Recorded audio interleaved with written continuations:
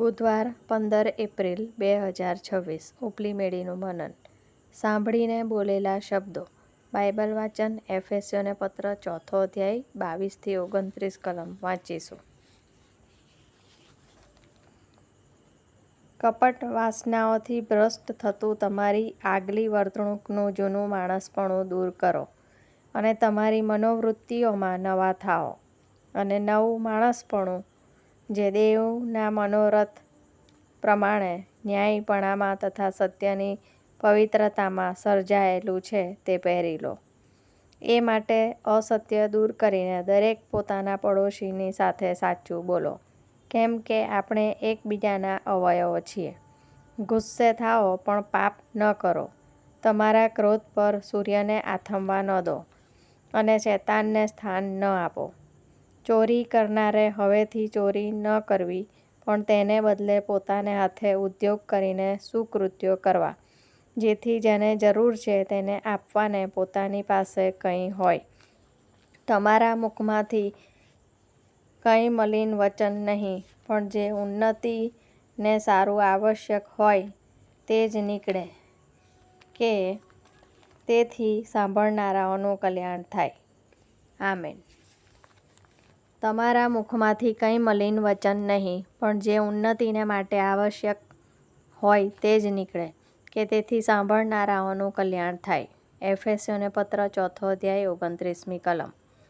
જ્યારે સૌંદર્ય પ્રસાધનના વિભાગમાં એક મોટી ઉંમરના સેલ્સવુમને મને પૂછ્યું કે હું મારા ચહેરાને સાફ કરવા માટે શું વાપરું છું, ત્યારે ડાઘ વગરની યુવાનીમાં સરસ ત્વચા ધરાવતી 20 વર્ષની નિખાલસ છોકરી તરીકે હું ખુશ થઈ ગઈ.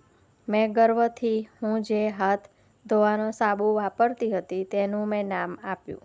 તેણે ચહેરા પર મુસ્કાન સાથે કઠોરતાથી આગાહી કરી, જ્યારે તમે 40 વર્ષના થશો ત્યારે તમે 80 વર્ષના થયા હોય તેવા દેખાશો. તેની આ ટીકા મને અપમાનજનક લાગી અને હું ઝડપથી ત્યાંથી ચાલી ગઈ, પણ તેણે જે કહ્યું હતું તેનો ડંખ મને લાગ્યો. કોઈકે બોલેલા શબ્દો આપણને કાયમ યાદ રહે છે.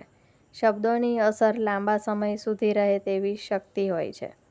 આ સેલ્સવુમનની ઊંડા મૂળવાળી વાતની યાદ મને હું જે શબ્દો બોલું છું તે અંગે સાવધ અને સભાન રહેવા માટે પ્રેરણા અને પ્રોત્સાહન આપે છે.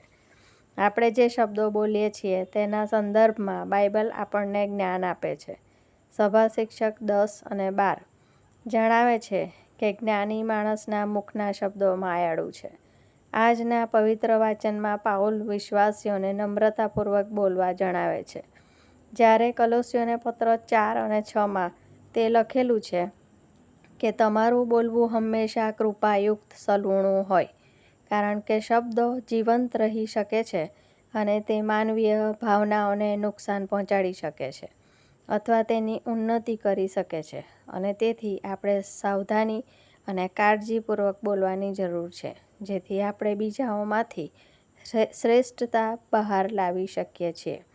આપણે સાંભળનારાઓ તરફ કૃપા દર્શાવીએ અને આપણી બધી વાતચીતો દ્વારા બીજાઓને મજબૂત બનાવીએ. આજનો સુવિચાર. મારા શબ્દમાં સામર્થ્ય આપવાની અને તોડી નાખવાનું સામર્થ્ય છે. હું કઈ બાબત પસંદ કરીશ? મધ્યસ્થી. એ વ્યક્તિ જેના શબ્દોથી મને દુઃખ થયું છે. પ્રાર્થના. વાલા ઈશ્વર, અમારા શબ્દો બીજાઓ માટે હિતકારક હોય, તે સાંભળનારાઓને સાજાપણું આપનાર, દુઃખી લોકોના માટે મદદ કરતા અને થાકેલાઓને ટેકો આપનાર હોય તેવું થવા દો. પ્રભુ ઈસુના નામમાં. આમેન.